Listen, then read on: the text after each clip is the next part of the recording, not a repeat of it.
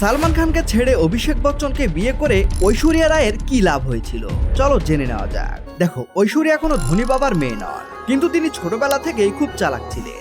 Aishwarya Rai model হতে চেয়েছিলেন, তাই মডেলিস্ট রাজীব মুল চান্দানির সাহায্য নেন এবং তার সাথে প্রেমিক প্রেমিকার সম্পর্ক তৈরি করে, এরপর মডেল হন।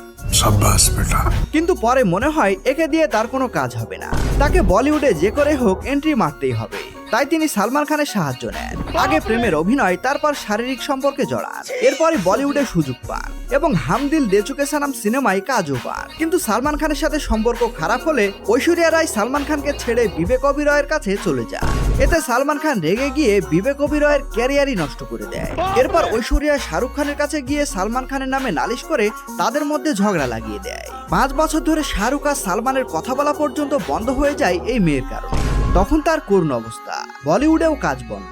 তারপর চালাক মেয়েটা ভাবলো বচ্চন পরিবার তো বলিউড ইন্ডাস্ট্রির সবচেয়ে বড় পরিবার। তারপর সে অভিষেককে পটিয়ে বিয়ে করে ফেলে। আর এদিকে সালমান ভাই আজও সিঙ্গেল রয়ে গেল। ঐশ্বরিয়া রায় ওপরে ওঠার জন্য যেগুলো করেছে সেগুলো কি ঠিক করেছে? নিচে জানাও।